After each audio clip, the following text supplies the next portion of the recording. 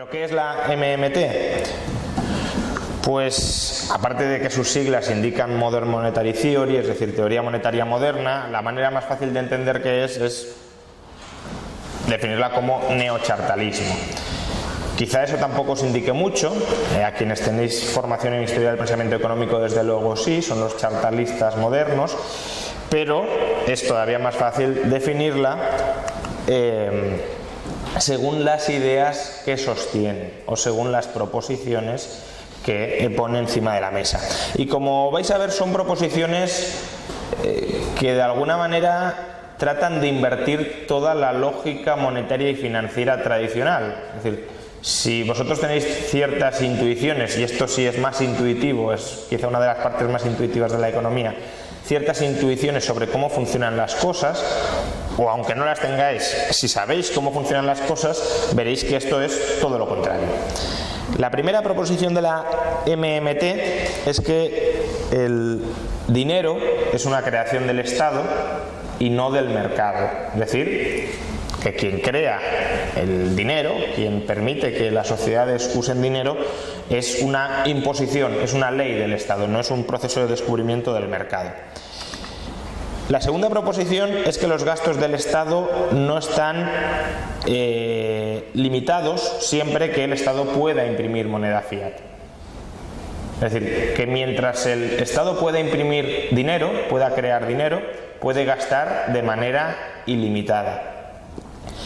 La tercera proposición es que los déficits públicos presentes no los pagan las generaciones futuras. Normalmente decimos, si nos endeudamos hoy, nuestros nietos pagarán la deuda actual. Bueno, esta gente dice que no. Ahora luego vamos a ver por qué lo dice. La cuarta proposición es que el sector privado no puede ahorrar sin que el público incurra en déficit. Es decir, no puede haber ahorro privado sin déficit público. Esto de nuevo es darle la vuelta a la idea muy extendida de si el Estado se endeuda, absorbe ahorro privado, y ese ahorro privado no está disponible para hacer inversiones en el sector privado. Y esta gente dice que no, que es que el ahorro privado ni siquiera llega a existir en caso de que no haya déficits públicos.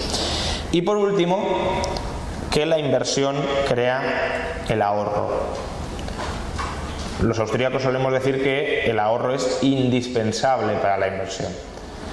Los neochartalistas dirán que no solo no es indispensable, sino que es la inversión la que crea el ahorro. Bien, pues en la charla que vamos a empezar ahora vamos a tratar estas 5 proposiciones, vamos a dilucidar si estas 5 proposiciones son ciertas, es decir, si el dinero lo crea el Estado y no el mercado, si el Estado puede gastar todo lo que quiera sin límite, da igual su solvencia, da igual su credibilidad, mientras pueda imprimir dinero puede gastar todo lo que quiera.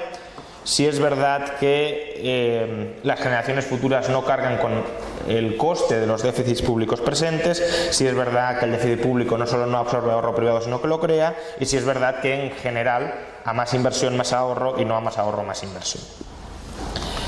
Vale. Primero, ¿es el dinero una creación del Estado? Muy rápidamente, porque Paco ya ha tocado estos temas, pero desde el momento en que una sociedad, un grupo humano, decide dividir total o parcialmente su trabajo, es obvio que cada cual se especializa en producir unas cosas y por tanto no todo el mundo produce de todo. Y si no todo el mundo produce de todo, pero si todo el mundo quiere consumir un poco de todo, es decir, si somos productores especializados pero no consumidores, y productores especializados y consumidores generalistas, hace falta distribuir la producción.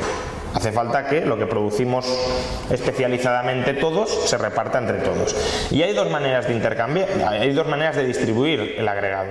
Una es que el jefe diga a ti esto, a ti lo otro y al otro aquello, y otra, intercambiar lo que cada uno ha producido. Bien. Lo primero sería un sistema más o menos socialista, el otro sería un sistema de libre intercambio, de libre comercio o de libre mercado, si lo queremos. Entonces, metiéndonos en la parte de que la producción que cada uno genera, fabrica, se intercambia y no es distribuida centralizadamente, la MMT en teoría no está en esa división, digamos, está en la división de intercambios voluntarios. Hay 2 maneras de intercambiar. La primera es la más simple y la que probablemente conozcáis de los libros de economía, que es la del trueque al contado. Es decir, yo tengo una cabra, tú tienes una vaca, yo quiero la vaca, tú quieres la cabra, las intercambiamos. ¿Bien? El problema del trueque al contado es que exige lo que se suele llamar doble coincidencia de necesidades. Es decir, tú tienes que tener lo que yo quiero y a su vez tienes que tener, yo tengo que tener lo que tú quieres y tú tienes que querer lo que yo tengo. Y esa doble coincidencia de necesidades no es tan sencilla, que las dos personas que exactamente queremos intercambiar tengamos ya los dos el mismo bien, y no es tan sencillo que, pues si yo quiero una barra de pan y tú tienes una casa, ¿cómo hacemos ese intercambio, ¿no? Es decir, no hay una relación cuantitativa muy clara. Entonces, para superar el problema los problemas del trueque al contado, que son muchísimos, aparece el trueque diferido. ¿Qué es el trueque diferido? Pues el intercambio a crédito.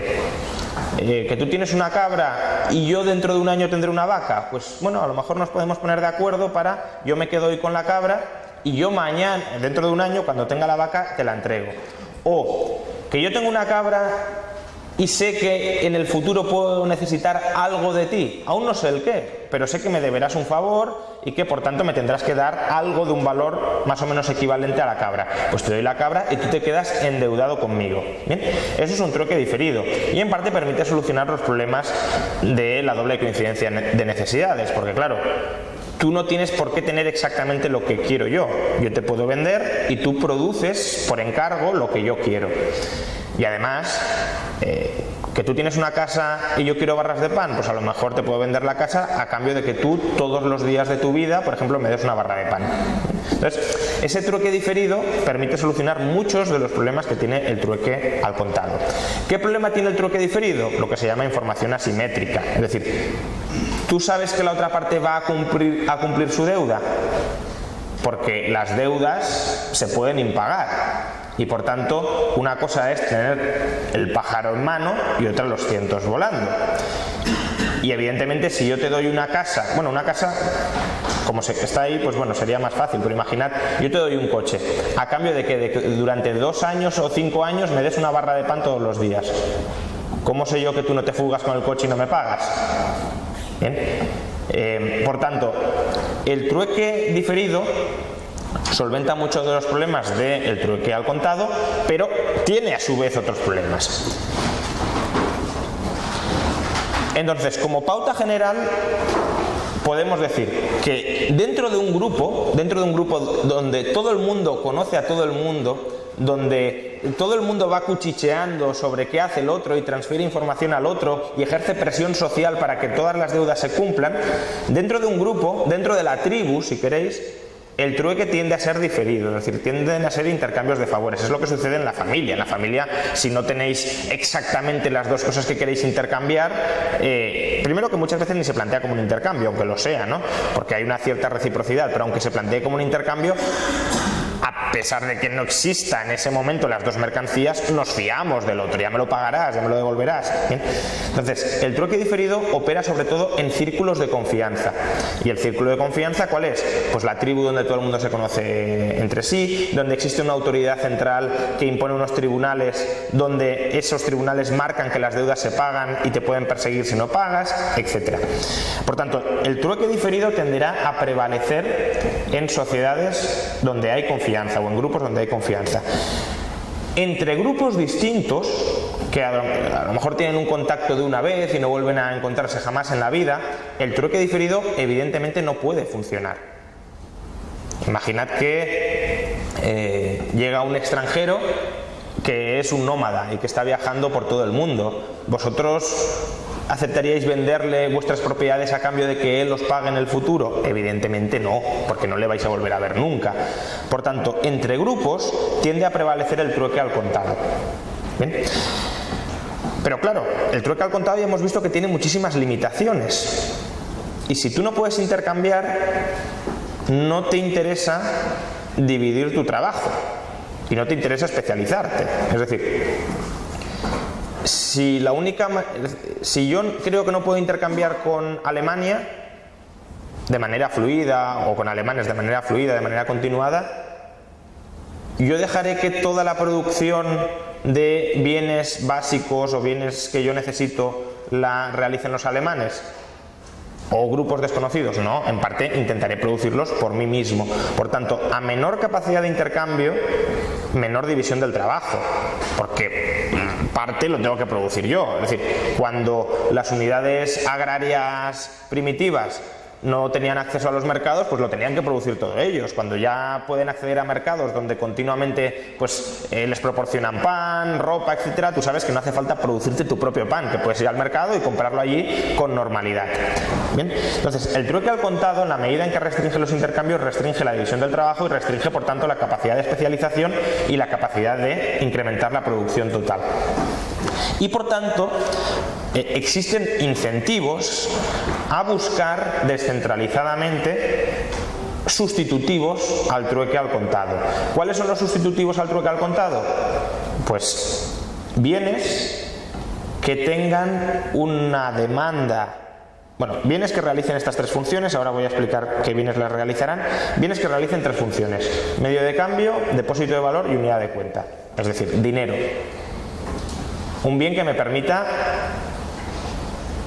es decir, yo quiero vender una mercancía, cobro en dinero y aunque no te vuelva a ver en la vida, me da absolutamente igual, porque sé que ese dinero lo va a aceptar otra tercera persona y por tanto podré acceder a las mercancías de una tercera persona.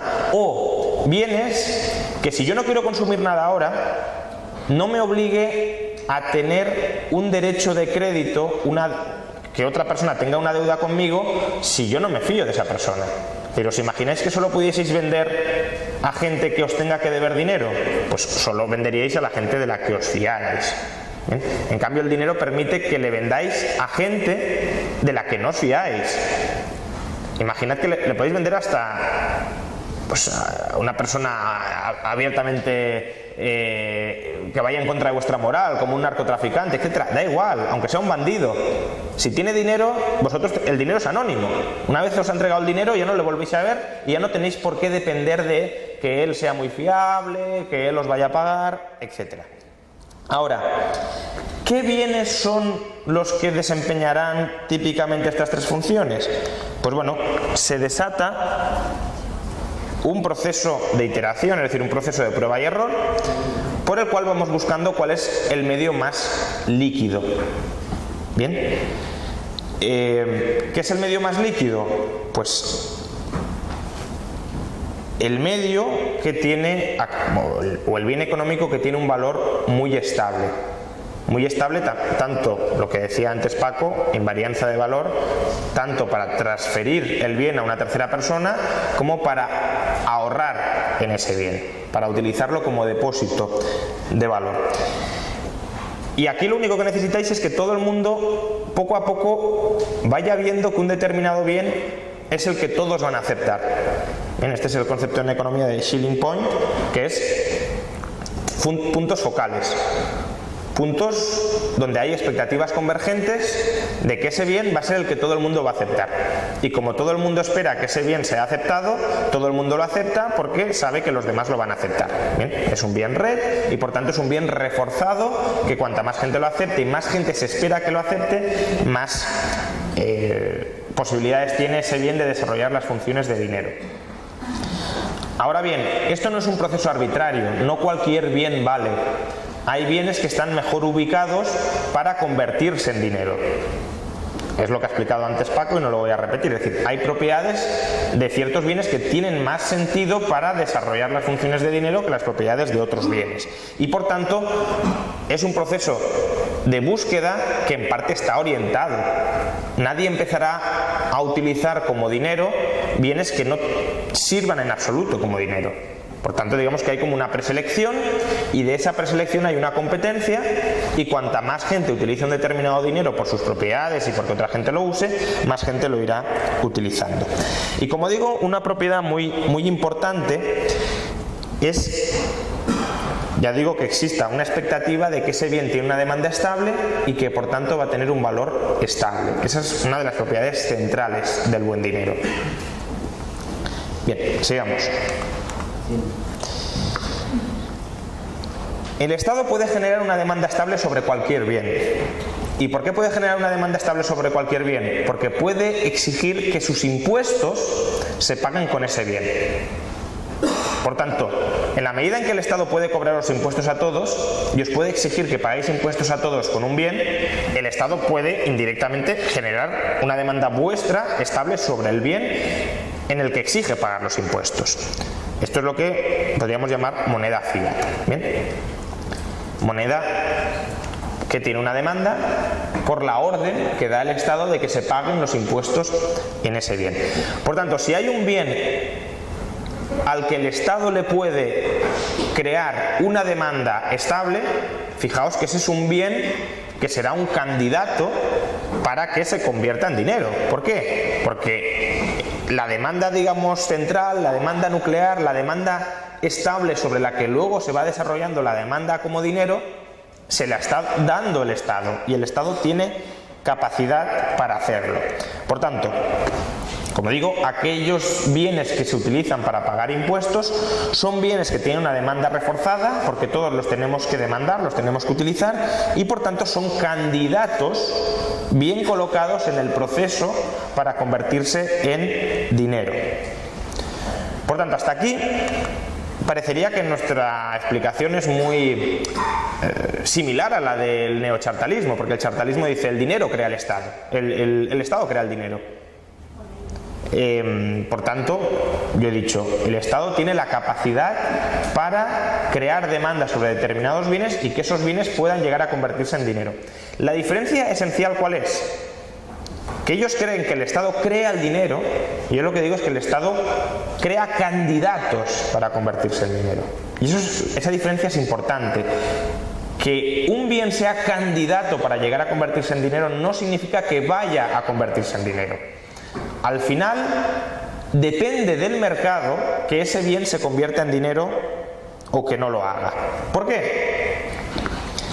Primero, que el Estado no escoja ningún bien como dinero, como candidato a dinero, mejor dicho, no significa que el mercado por sí solo no pueda seleccionar dinero. Es decir, que el Estado nombre candidatos para dinero no es condición necesaria para que surja el dinero. Es decir, ya hemos visto que hay bienes que pueden convertirse en dinero porque tengan una demanda muy estable. ¿La única demanda estable es la que viene de que el Estado convierta un bien en dinero? No. Por tanto, si hay otros bienes que tienen demanda estable por motivos distintos del Estado, esos bienes también serán candidatos a convertirse en dinero y podrán convertirse en dinero. Digamos que el Estado puede nombrar a una candidata a Miss España, pero eso no significa que el Estado determine quién gana el concurso de belleza.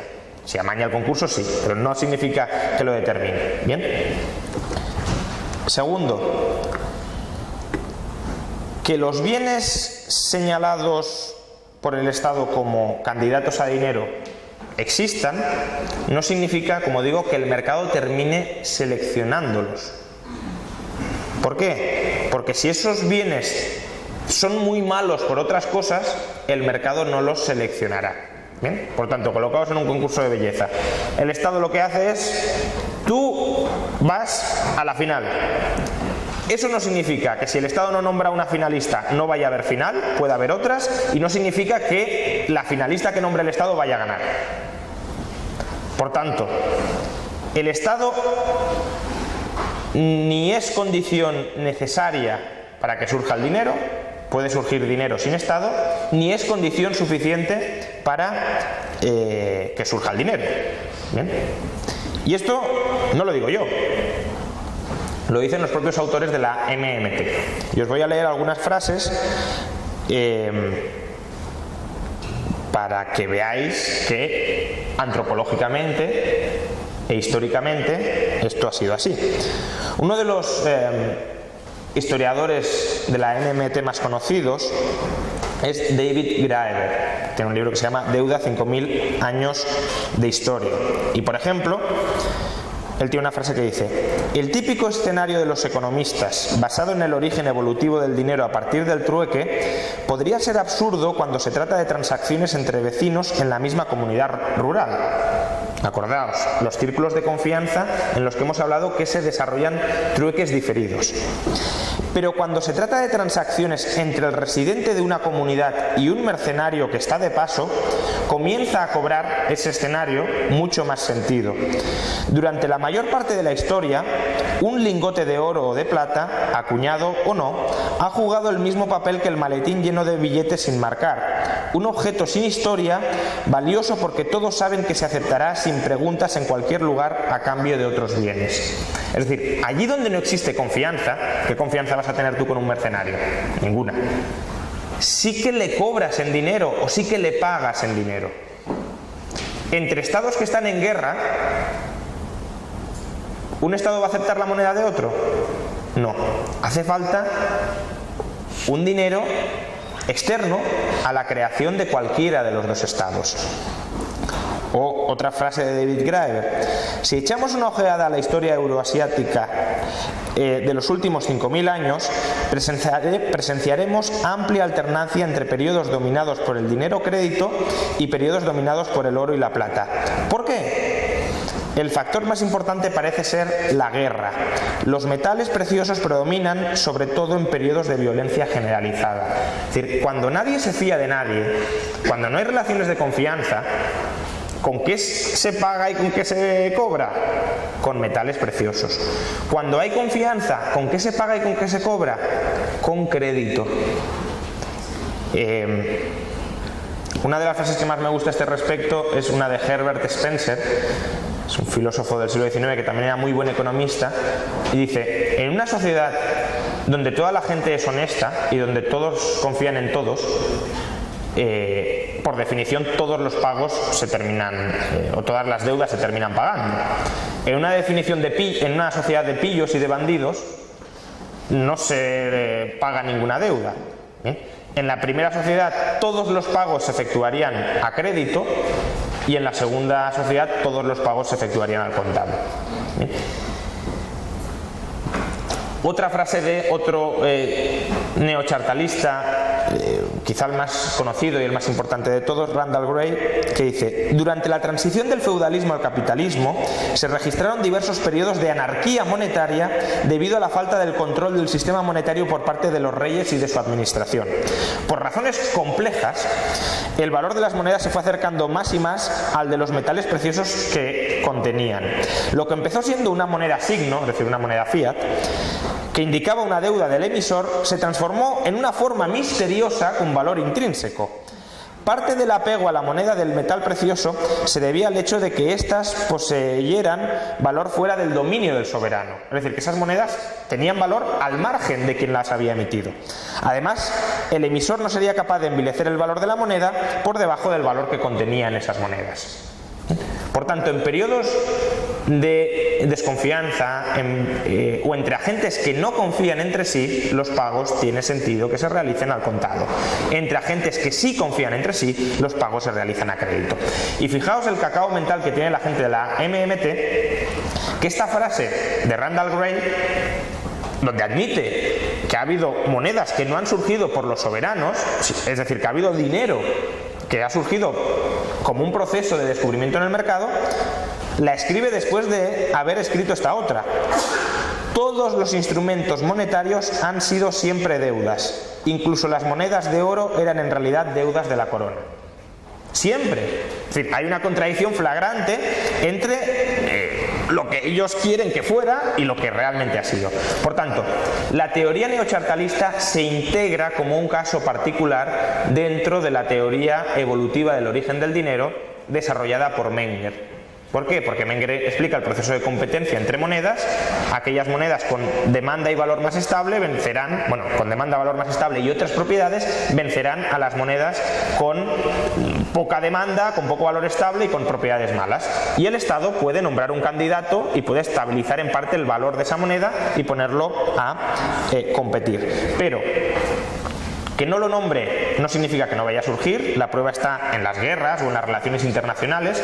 Lo que comentaba el profesor Bastos, entre países, entre estados hay anarquía. ¿Cómo surge el dinero interestatal? No porque lo nombre en ningún estado, sino porque al final los estados se ponen de acuerdo entre qué dinero aceptan o cuál no. ¿Y por qué se ponen de acuerdo? porque saben que unos dineros se van a aceptar siempre en cualquier lugar, por ejemplo el oro. Y segundo, que lo nombre no significa que ese dinero vaya a triunfar, y la prueba más clara es durante las hiperinflaciones. En las hiperinflaciones el Estado dice, esto es dinero, sí, sí, pero nadie quiere ese dinero. Bien. Por tanto, primer mito o primera proposición de la MMT refutado. Segunda proposición, ¿puede el Estado gastar ilimitadamente? Según la MMT, el Estado puede imprimir toda la moneda fiat que necesita, moneda fiat, entended pues un dólar, un euro, que se utiliza para pagar impuestos, toda la moneda fiat que necesita para gastar sin límite alguno. Mientras haya recursos ociosos, es decir, mientras haya parados, mientras haya materias primas que no se estén utilizando, etcétera, no habrá inflación. ¿Por qué? Porque él dice, es decir, la MMT reconoce que si todos los recursos están empleados e imprimes más y gastas más, ahí sí hay inflación. Pero mientras haya recursos ociosos, tú puedes gastar, y como eso simplemente generará el empleo de esos recursos, y esos recursos, esos factores productivos que están parados comenzarán a producir, sí habrá más gasto, pero también más producción, por tanto no habrá inflación. ¿Dónde está el error de esto? Que la moneda fiat es un activo financiero. La gente tiene que decidir de entrada si mantiene la moneda fiat en su activo o si no la mantiene. Es decir, si la gasta o si no la gasta, si la ahorra o si no la ahorra. Y la decisión relativa a si la ahorra o si no la ahorra es una decisión como la de cualquier otro activo financiero. Vosotros también tenéis que decidir, cuando no gastáis vuestra renta, ¿la ahorráis en bonos, la ahorráis en acciones, la ahorráis en materias primas, la ahorráis en vivienda? Bien, si la decisión de si la ahorráis en bonos o en acciones, ¿qué valoraréis? Pues si los bonos me los van a pagar, si las acciones se van a revalorizar, si la empresa que ha emitido esas acciones no va a quebrar, etcétera. Y si vosotros creéis que esos activos financieros son de mala calidad, ¿qué haréis con esos activos? O no los compraréis, o si los tenéis los venderéis, e incluso, imaginad que tenéis acciones de Gowex un día antes de que se destape el fraude y sabéis que se va a destapar el fraude. ¿A qué precio las venderíais? Prácticamente al que sea. ¿Bien? Es decir, aceptaríais descuentos muy grandes para desprenderos de ese valor. Bien, por tanto, en el caso de la moneda fiat, la gente también la mantiene en su activo por la utilidad de la moneda fiat. ¿Cuál es la utilidad de ese activo financiero? Hemos dicho que os sirve para pagar impuestos, os sirve para medio de intercambio, os sirve como depósito de valor y os sirve como unidad de cuenta. Bien, ¿qué sucede con la utilidad de la moneda fiat cuando su valor es inestable? Pues que su utilidad, los distintos usos que le podéis dar, se deterioran mucho. ¿Por qué? Con 1000 pesetas o el equivalente a 1000 pesetas, ¿podéis pagar los mismos impuestos reales hoy que hace 50 años? No. Por tanto, imaginad que hubieseis dicho, no, yo tengo moneda fiat para ir pagando impuestos. Cuanta más inflación haya, es decir, cuanto menos valga esa moneda, menos impuestos reales estáis pagando. Por tanto, el servicio, la utilidad que os proporciona va mermando.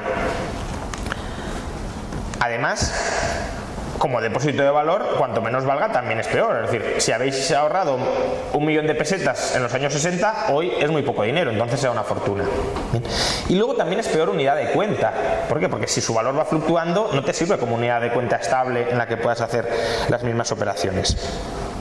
Entonces, ¿cuál es el problema? Que si se crea más moneda fiat de la que los agentes están dispuestos a tener en su activo, y a tener en su activo en función de qué, pues del servicio que esperen hacer como medio de cambio, depósito de valor o para pagar impuestos, ¿qué harán esos agentes económicos? Es decir, si a vosotros os dan más casas, por ejemplo, de las que queréis, o si os dan más lechugas de las que queréis, ¿qué hacéis con esos bienes?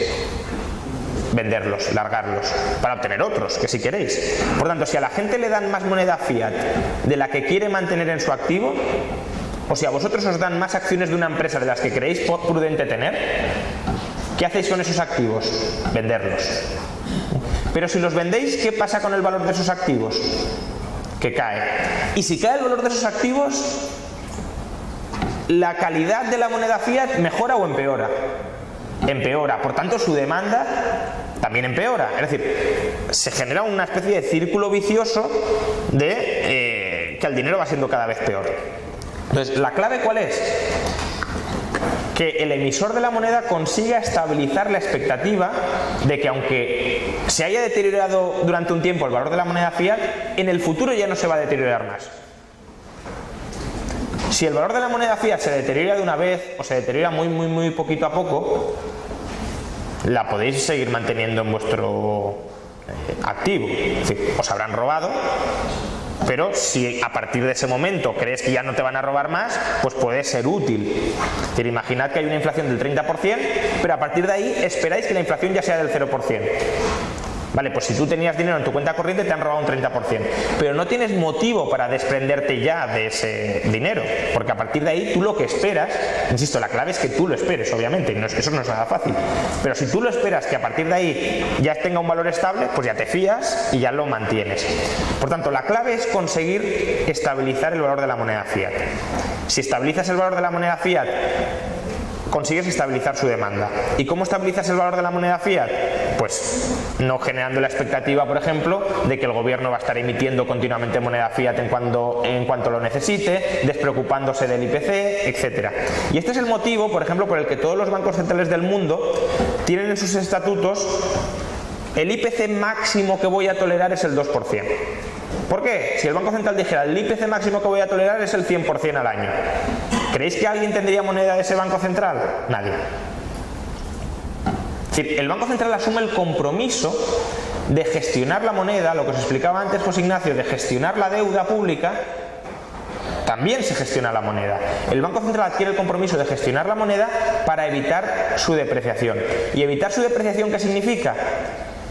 Que si hay muy poca gente que quiere tener moneda fiat, por ejemplo porque no necesita depósito de valor en moneda fiat, prefiere invertirla, lo que sea, no sobreimprimir moneda fiat. Que los activos que tenga el Banco Central en su balance sean activos de calidad. ¿Para qué? Porque si tiene que recomprar moneda fiat en el mercado, que pueda vender activos que tienen valor. Pues si tienes, lo que explicaba antes José Ignacio, si tienes deuda pública quebrada y quieres retirar moneda, eso no te lo va a comprar nadie. Bien, y por tanto esa moneda no la podrás retirar en cuanto su oferta exceda la demanda. Y es por eso que hay monedas fiat que tienen muy buena reputación, tienen muy buena prensa, el franco suizo, por ejemplo, o incluso el dólar, y hay otras monedas cuya credibilidad está destrozada, el bolívar. Por ejemplo, el bolívar fuerte, le pusieron fuerte para que pareciera eso más entidad, pero al final todo el mundo espera, tiene la expectativa de que el gobierno responsable último emisor de esa moneda te va a timar en cuanto pueda, y que tú la vas a tener en tu balance y se va a financiar el gobierno imprimiendo moneda, con lo cual te va a robar, y si tú esperas que te vaya a robar, tú no ahorras en esa moneda. Bien. Entonces, ¿qué sucede? Si una moneda se espera que vaya a tener un valor muy inestable y no se consiguen estabilizar sus expectativas de valor estable, la gente no querrá tenerla en su activo. Y si la gente no quiere tenerla en su activo, ¿creéis que el Estado se podrá financiar emitiendo moneda? Es decir, el Estado en una hiperinflación no se puede financiar.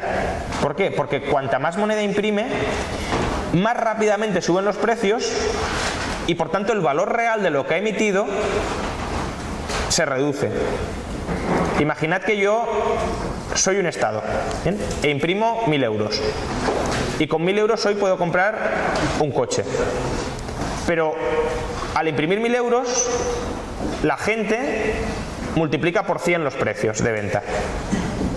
Con esos 1000 euros ya no puedo comprar un coche, puedo comprar mucho menos. Por tanto, en una hiperinflación, cuanto más imprime el Estado, menos puede ir comprando, porque los precios suben más rápidamente de lo que se está imprimiendo dinero. De hecho, bueno, técnicamente en una hiperinflación los saldos reales de caja van cayendo, no suben. Es decir, con la brutal impresión monetaria que hay, cada vez hay menos dinero real en circulación, porque ese dinero, es decir, la masa total de dinero vale menos.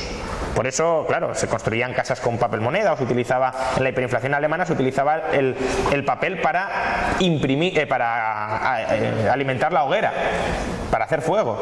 Y de hecho Mises decía que el gobierno es el único emisor que consigue que el valor del dinero valga menos que el papel en el que está impreso.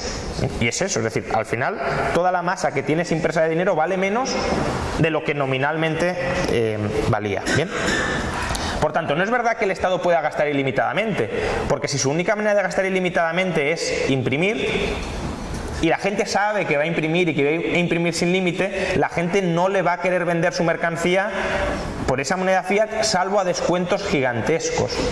Descuentos gigantescos de valor en moneda fiat, que es hiperinflaciones. Y por tanto el poder de compra real del gobierno va a ser muy poco. ¿Vosotros creéis que Maduro se puede financiar muchísimo imprimiendo moneda fiat? No. No puede comprar fuera del país, ni siquiera, con esa moneda. Y dentro, cada vez le van pidiendo precios más altos. Por tanto, lo que puede ir comprando cada vez es menor. Al final es muy parecido a... ¿Un gobierno se puede financiar ilimitadamente emitiendo deuda pública? No, porque llegará un momento en que te la dejen de aceptar, que te la dejen de comprar, porque no se van a fiar de ti. Bien. Por tanto, segunda idea de la MMT, también refutada. No se puede, el gobierno no puede gastar ilimitadamente imprimiendo moneda fiat, de la misma manera que no puede gastar ilimitadamente endeudándose, porque la gente no te lo va a aceptar. No te lo va a aceptar con el mismo valor que antes. Por tanto, tú cada vez vas a ir comprando menos. Cuanto más quieras comprar imprimiendo moneda, menor capacidad de compra vas a tener. Y eso cualquier gobierno de un país que no tenga el valor de su moneda fiat estabilizado lo entiende perfectísimamente. Es decir, cuanta más inflación hay, el gobierno menos se puede financiar. Bien, segunda idea. ¿Quiénes pagan los déficits presentes, los déficits públicos presentes? Según la MMT, son las generaciones futuras. Bueno, la MMT dice, las generaciones futuras disfrutarán de la producción futura, la que haya. Es decir, imaginad que dentro de 10 años el PIB español es de 2 billones de euros. Bueno, pues los que vivan en España dentro de 10 años serán los que consumirán o invertirán, digamos, disfrutarán de esa producción de valor de 2 billones de euros. Igual da que hoy nos hayamos endeudado en el 100% del PIB o en el 50% del PIB. Da lo mismo. Es decir, la producción futura no se va a dejar de gastar o de consumir porque hoy tengamos deudas. Se va a gastar íntegramente. Y por tanto, si se va a gastar íntegramente, alguien la va a tener que gastar. Y por tanto, las generaciones futuras disfrutarán de la producción futura y las generaciones presentes disfrutarán de la producción presente. ¿Veis el punto exactamente de la MMT? Es decir, que lo que hay en el futuro, lo que se produzca en el futuro, será lo que se consumirá en el futuro, o lo que se disfrutará, se invertirá en el futuro. Por mucha deuda que tengas hoy, lo que hay en el futuro es lo que el futuro va a consumir y va a disfrutar. Si hoy debes mucho dinero, no habrá, bueno, ellos dicen, no habrá menos producción. ¿Bien? De la misma manera, imaginad que hoy la deuda pública fuera del 200% del PIB, porque hace 10 años nos hubiésemos hiperendeudado. El PIB de hoy es el que estaríamos consumiendo hoy entre todos. Por tanto, no, ellos dicen no hay más. Bueno, aquí hay obviamente dos errores. Uno muy básico, y es que claro, en agregado, pues claro, imaginad que me debéis dinero y me lo pagáis. ¿Bien? Me debéis 100 euros y me lo pagáis.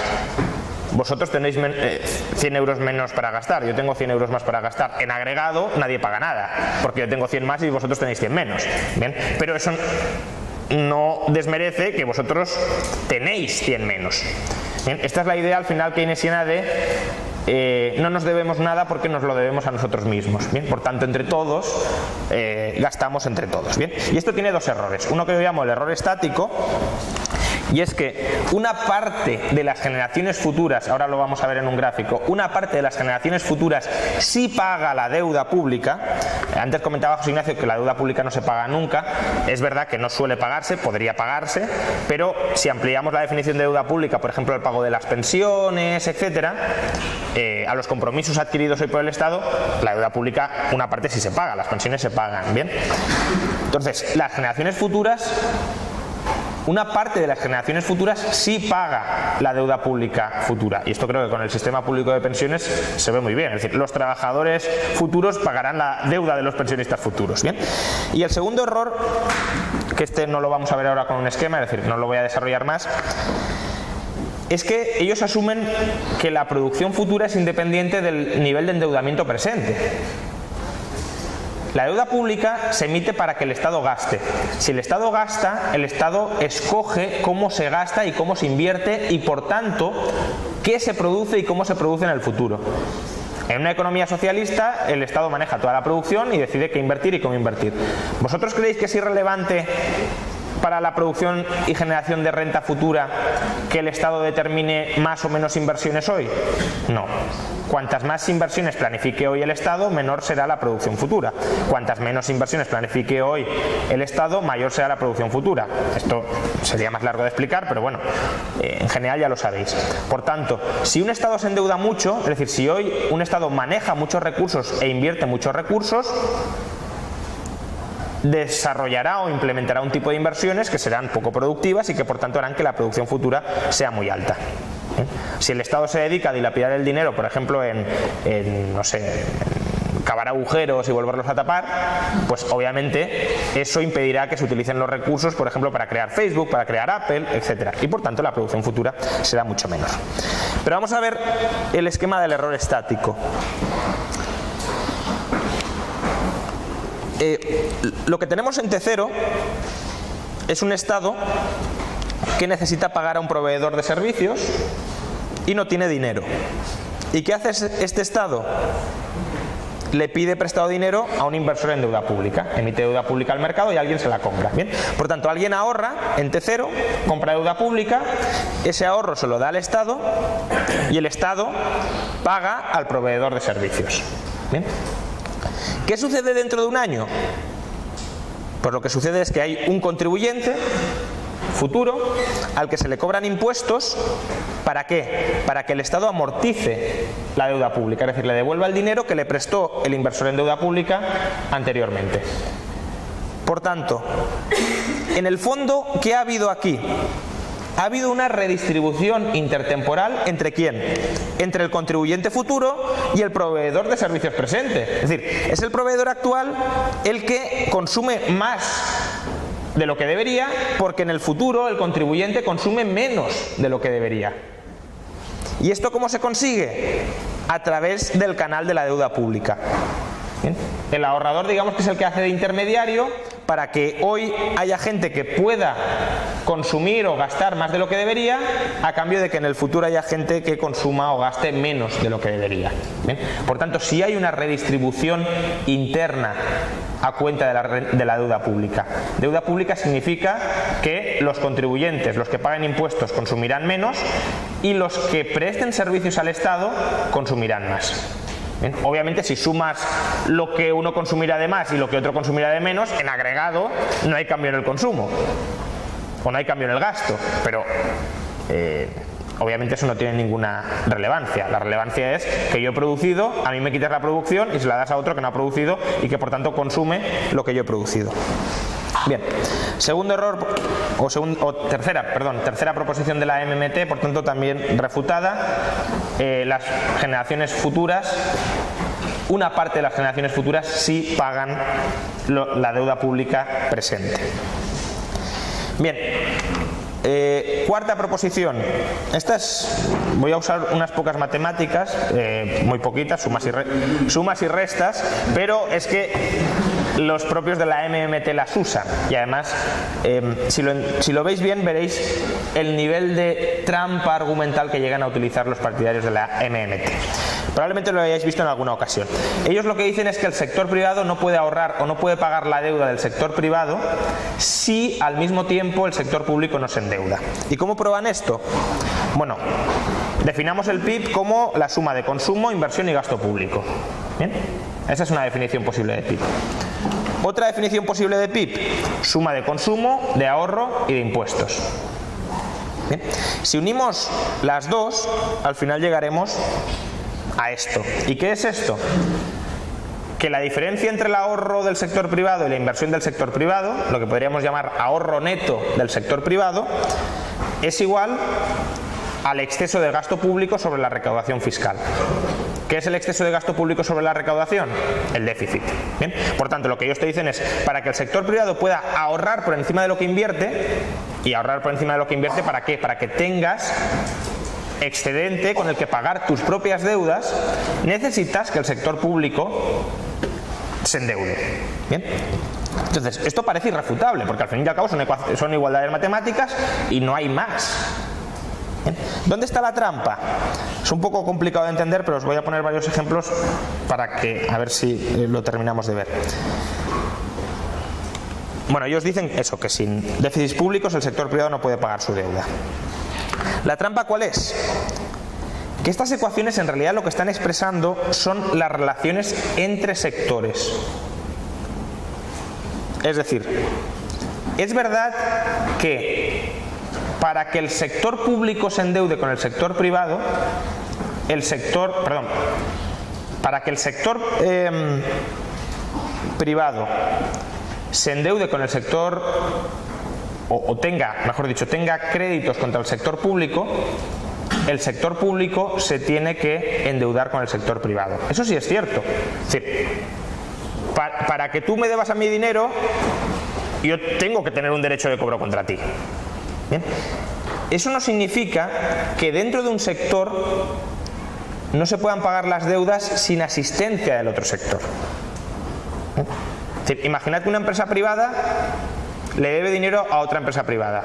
¿Puede el sector privado en su conjunto pagar esas deudas sin que el sector público se endeude? Sí.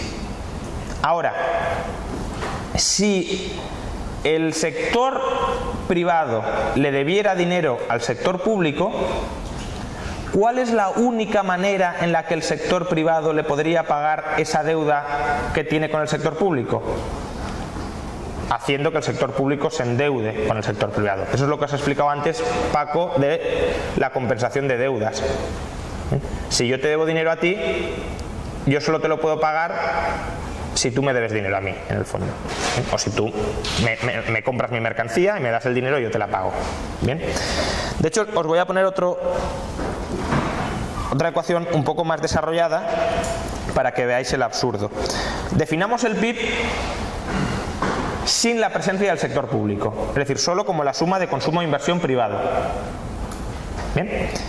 Y diferenciemos dentro del sector privado entre un sector privado, llamémosle acreedor, y un sector privado deudor. Por tanto, el PIB es la suma del consumo privado del sector privado acreedor, del sector privado deudor, es la suma del ahorro o de la inversión del sector privado acreedor y del sector privado deudor. Bien. Si hacemos el mismo ejercicio que antes, tendremos que, para que el sector privado acreedor pueda ahorrar, es decir, pueda obtener créditos frente al sector privado deudor, ¿qué tiene que hacer el sector privado deudor? Endeudarse con el sector privado acreedor. Es obvio.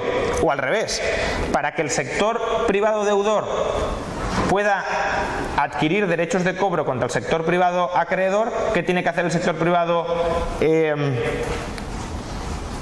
acreedor? En este caso, endeudarse con el sector privado deudor. ¿Bien? Pero aquí lo que tenéis es cómo el sector privado puede pagar sus deudas privadas sin que haya déficit público.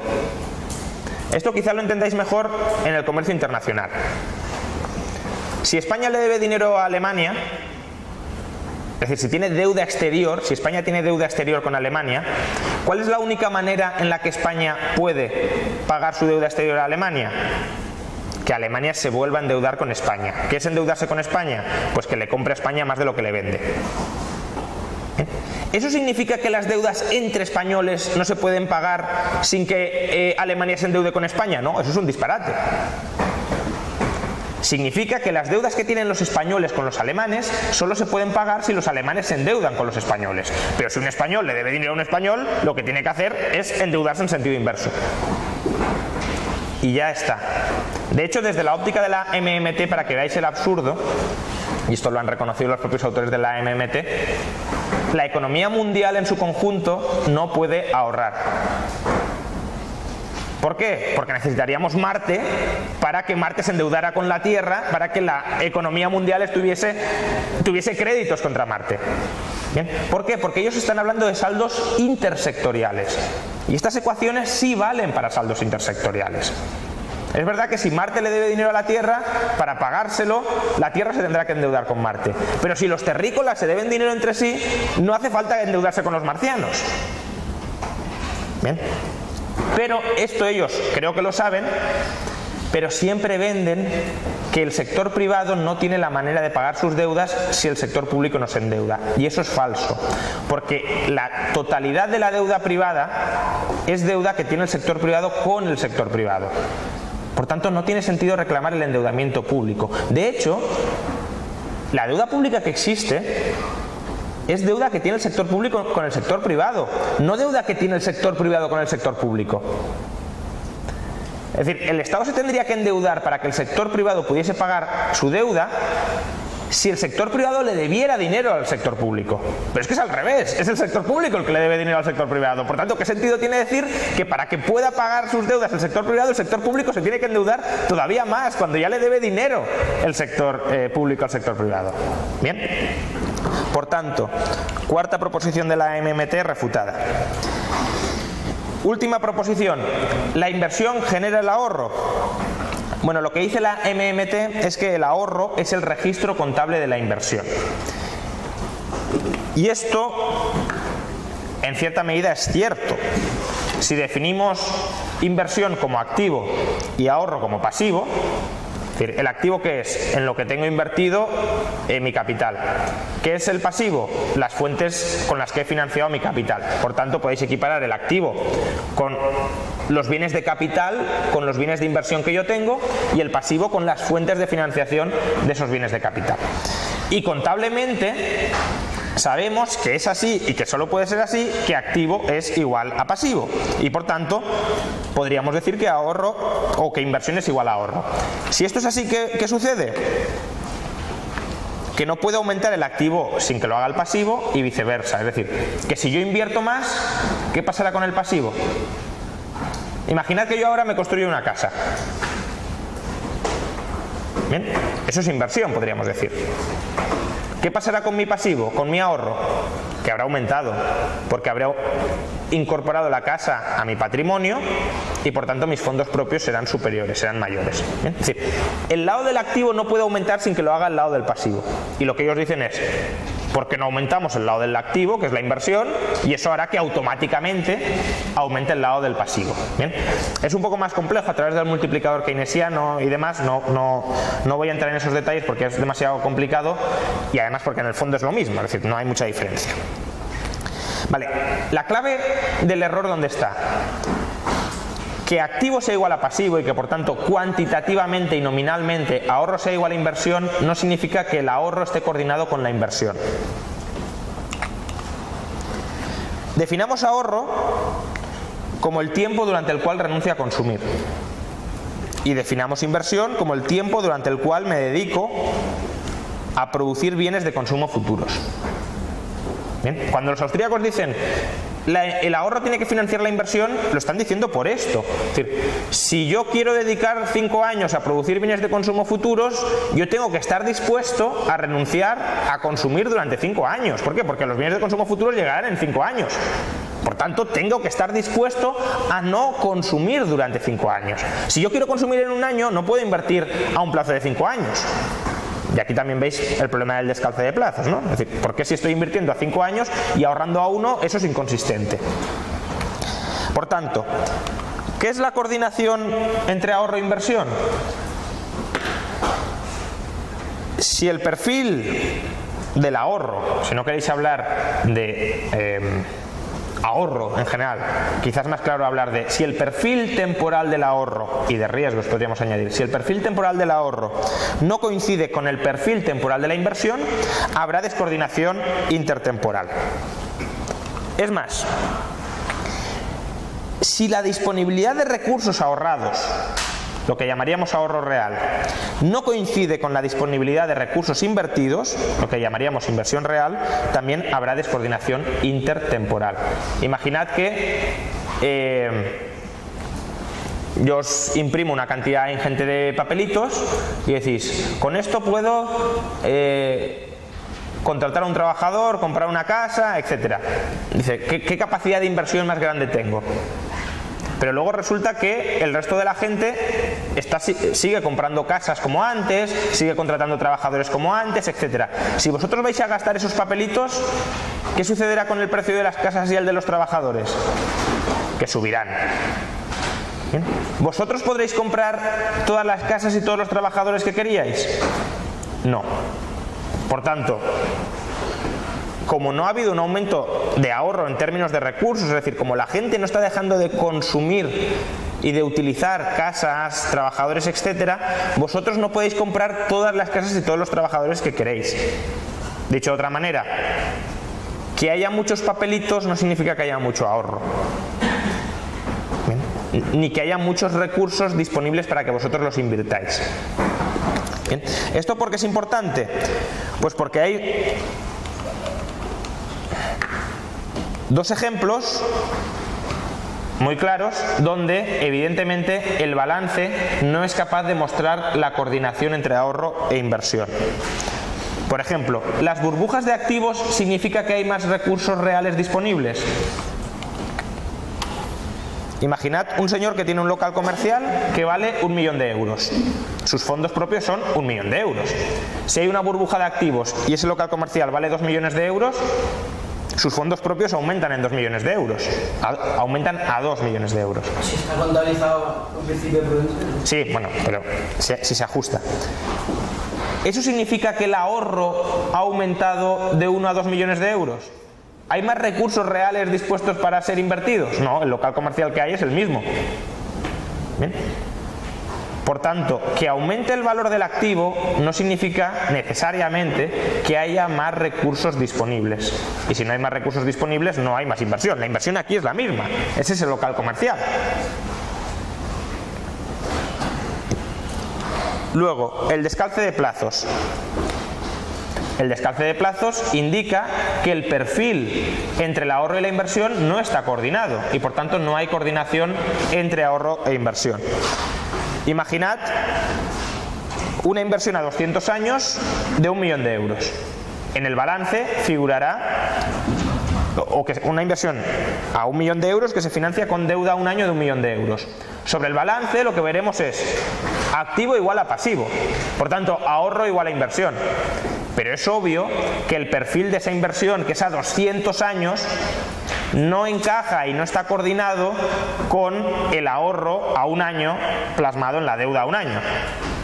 Bien, por tanto, el hecho de que el activo sea igual al pasivo no significa que el perfil del ahorro y la disponibilidad de recursos reales sean la misma. Bien, por tanto, si un banco, por ejemplo, aumenta sus préstamos, lo que podríamos llamar la cantidad nominal de inversión del banco, es verdad que incrementa sus depósitos, la cantidad nominal de ahorro, pero no es verdad que aumente ni la disponibilidad real de factores productivos ni que esté coordinando ahorro e inversión. ¿Por qué? Porque un depósito es a la vista y un préstamo puede ser a 30 años.